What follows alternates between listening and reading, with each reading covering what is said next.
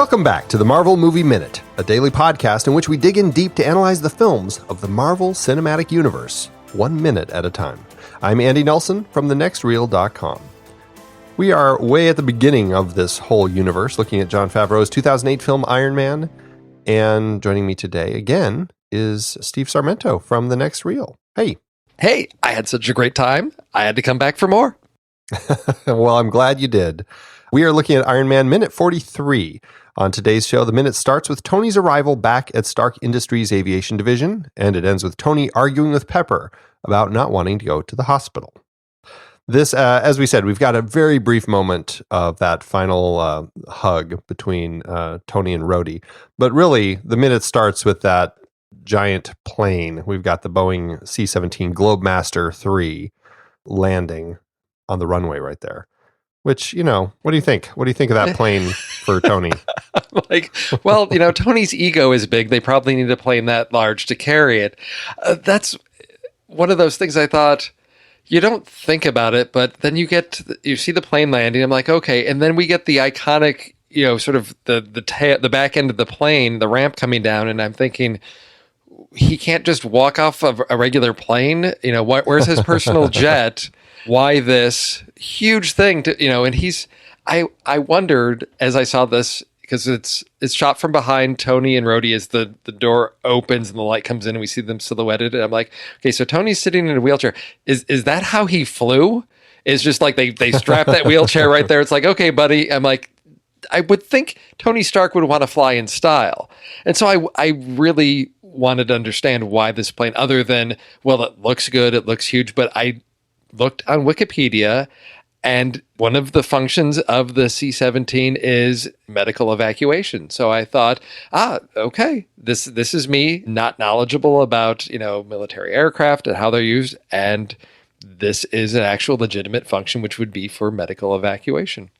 And I feel like this airplane, we've seen many iconic moments of people getting off of these planes in films dealing with military because it creates that look that Jon Favreau, of course, includes here, which you already mentioned. It's that inside the belly of the plane, looking past the silhouettes of our actors as the gates come down and you see them kind of getting off the plane. It is a very iconic type of shot to capture with these planes that you really don't get if it's just the side door of a plane swinging open and Tony walking out. Oh yeah, because you've got shooting from inside, you've got them backlit, and then when you're shooting from outside, you've got the slow reveal as that ramp comes down. Yes. And, everybody knows that slow reveal, whether it's that or it's it makes me think of like Rain Man coming down the escalator. You've got the slow reveal, and it works really well.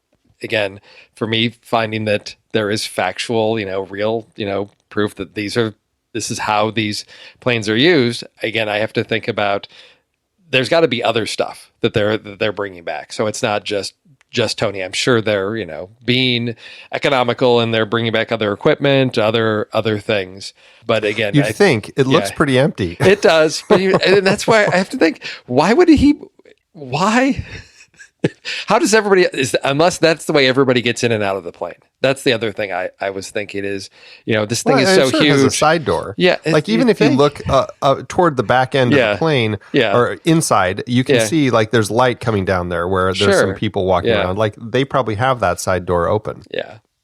I've got to say though, I'm really disappointed in Tony that he didn't ride the wheelchair down the ramp. Yes. I know. That's what I'm thinking is he's got a wheelchair. How did they get that up and in there? And why is he sitting in a wheelchair? Right. Because he walks down the ramp and he sees the stretcher and he's like, what is that? Get that thing out of here. And Rhodey sort of like with a, slight hand gestures like, get this out of here. Tony's not going to, you would think, all style, like popping a wheelie, rolling that thing down the ramp would be the way he would want to do it. But again, he's got an arm in a sling, so he can't really steer the wheelchair. Like and that. This might be evidence that there was scripted that a bullet got through a crack in his Mark I suit and hit him in the shoulder. Yes. It's hard to tell if that happened afterward. You see bloody mess on his shoulder. Yeah. But there's no clear evidence that he was shot. And I mean, maybe they were just trying to keep it safer for that PG-13 rating. They didn't want to necessarily make it too graphic. But seeing his arm in a sling, I think, does kind of allude to the fact that there probably was more injury to that arm than we had realized. Yeah, we get a broken Tony coming down, and again, it's a simple visual to convey that he's still got some recovery to do. Everything that he's been through, and it's not just a few scrapes on his head. Okay, arm in a sling is sort of like universal symbol for someone's been injured. Sort of like the celery and loaf of bread in a paper bag is a symbol that somebody's been to the grocery store. It's just, it conveys information immediately. And on a diet. Yes. But arm in a sling, oh, they've been injured. But it's not so much that they're, significantly disabled. It conveys pain and awkwardness and injury so that they can't jump right back into everything. It's got to be something that's going to slow them down a little bit. And it does, to me, that's what arm in a sling does, is they're going to need some assistance. They're going to depend on people a little bit because they can't do everything by themselves, but it's still, they're able to still function, mentally. He's not in a great depression. He can still, he's got his witty banter as Tony, but it shows us he's going to be taking things a little bit slower. Yeah, and I do like that here. He plays it well. I think the way that Robert Downey Jr. plays it here, being so kind of that lovably tough exterior that he puts on with Pepper. Yes. And just kind of that adorable. This is why you fall in love with Pepper. She's so stinking adorable with her kind of red eyes. And as she's watching him come down, that little smile she gives him. It's just great. And then they instantly get right back into their banter back and forth, which I just think is great. I think it works so nicely with these characters and the way that they work together. It's a great reaction. And I just love her line, "I hate job hunting." Yes. It works so nicely. And Tony's all business too, which is, well, it says a lot about him. For me, it's a reminder of sort of where we start with Pepper, because later on she's, taking control of, much stronger position within Stark Industries. And here it's sort of like she's his personal assistant, and there's still a softness to her in that relationship. Whereas as that relationship matures, she becomes a little bit, she's got to become more business. And I agree with you. She is just so adorable in this scene, and this interaction between them, it just sets this great foundation that I had forgotten about what that sort of like early phase of their relationship was like. And to me, the banter between them is just one of those like iconic attributes of this relationship, that he'll dish it out and she gives it right back to him. And it shows, sort of how they're equally matched in that she's not going to put up with his nonsense, and she's going to throw it right back at him. Right. Exactly. Now, I did think it's funny because we also have Jon Favreau in the shot as Happy Hogan, standing there next to the car waiting with Pepper in his typical kind of stoic stance that Happy usually has. And as per usual, he doesn't crack a smile at all. He's very doesn't serious. Crack him out, doesn't say a word. Well, and that's what's interesting, because I thought it was odd that Tony doesn't acknowledge him at all. I'm like, that seems odd to not say anything to his buddy. Yeah. And it's interesting that there is actually a scripted exchange that he has right after he has this exchange with Pepper as he's getting into the car. It says Hogan comes around, holds the limo door open for Tony. Hogan says, "Good to see you again, sir." Tony, "You do something new with your hair?" Hogan, "Wouldn't dream of it, sir."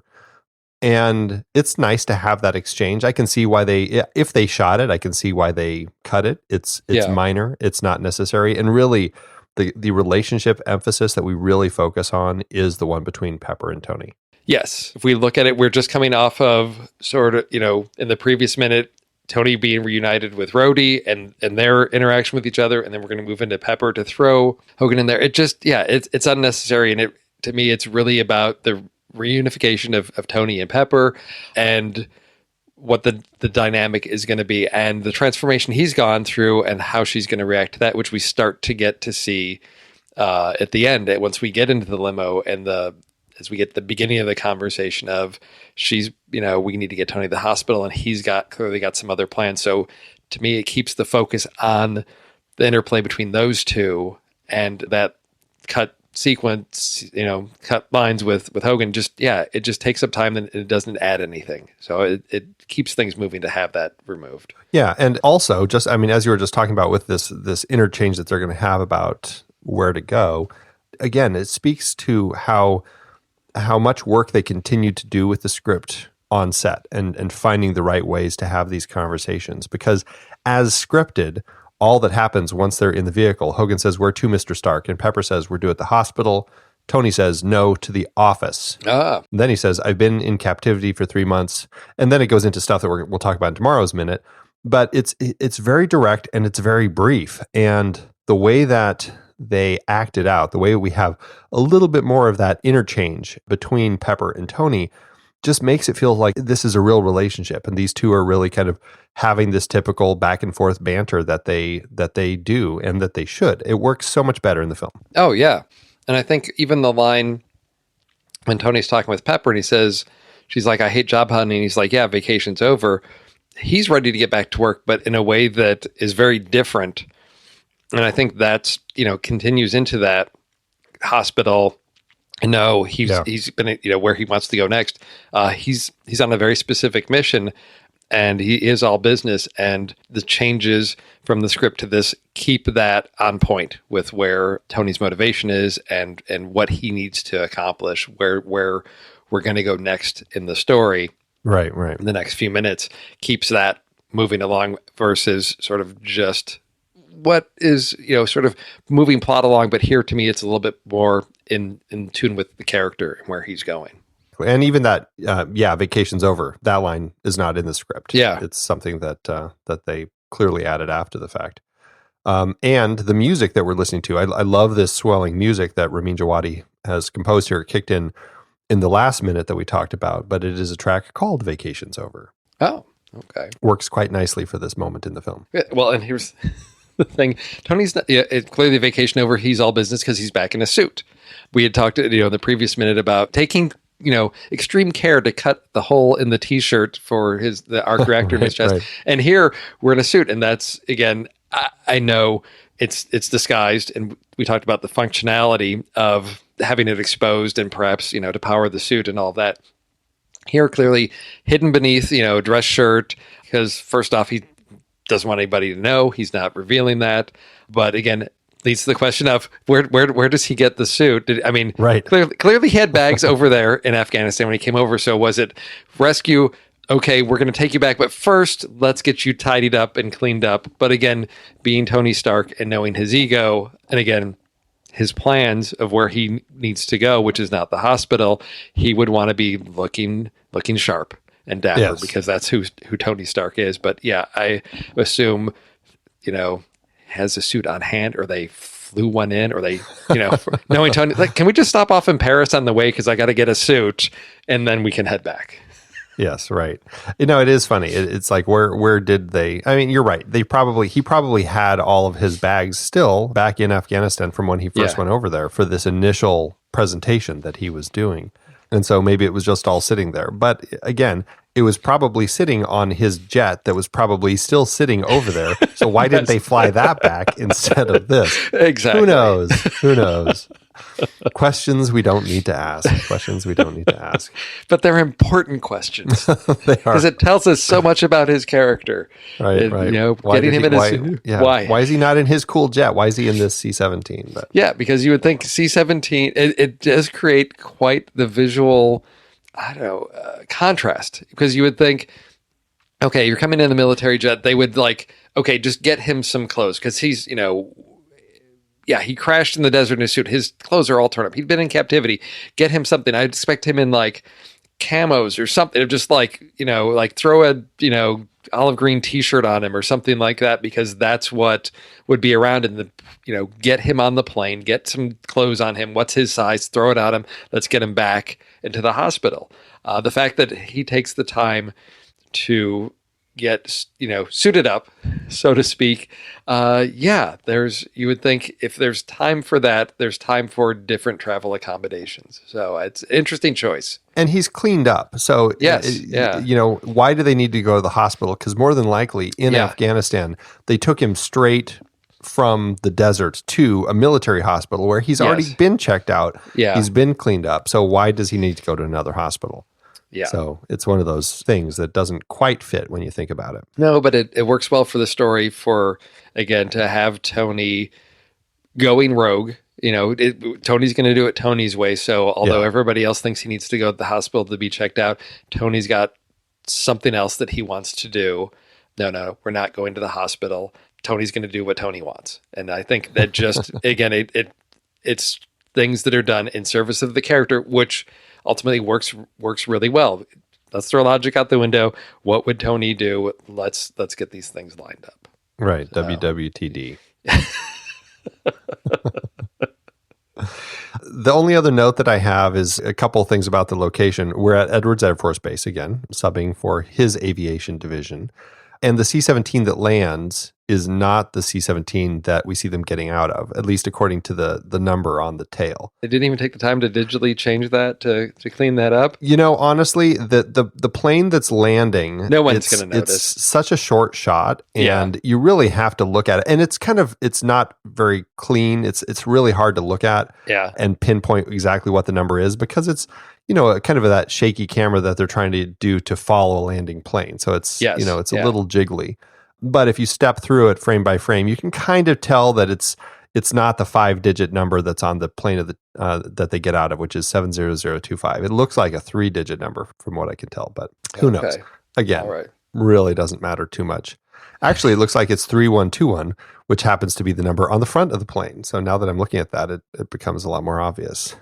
So anyway. See, where's the script? Who's the script supervisor on this one? Where's our continuity checks on this one? Why did they not get that? Because they thought, who's going through this thing frame by frame? No, exactly. I'm not going to do that. I don't have the time.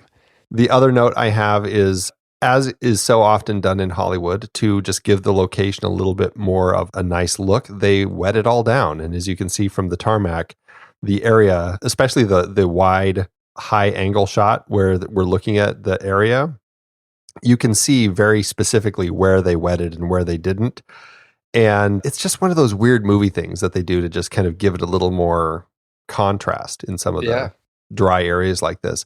But it does look really weird. And every time I look at it, it's like, it's a really nice blue sky, pretty clouds up there, and a huge wet area that doesn't make any sense at all. But hey, it works. It gives the film a look. So what are you going to do? Well, if anybody wants to become a millionaire, I guess if you could find a way to fabricate concrete and asphalt that always looked wet and had that reflective surface, Hollywood would invest in that because the amount of time and money they spend hosing down streets for night shots. Except for the Teamsters with the water trucks who will sabotage everything that you do. Oh, it's a conspiracy. That's probably what it is. That's been an invention that's just been bought up and locked away because there's too much money to be made with the Teamsters and their trucks of water.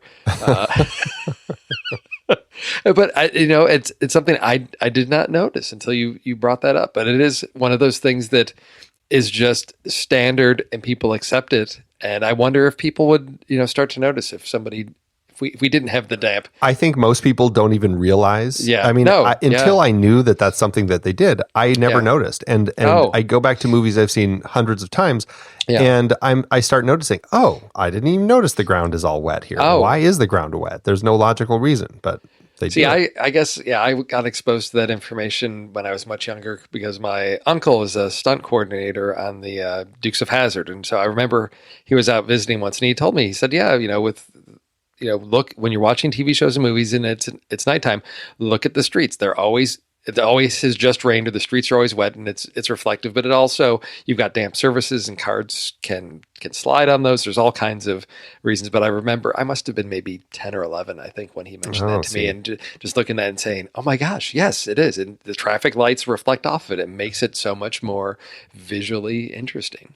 I didn't know it was a thing until I was in college making a short film.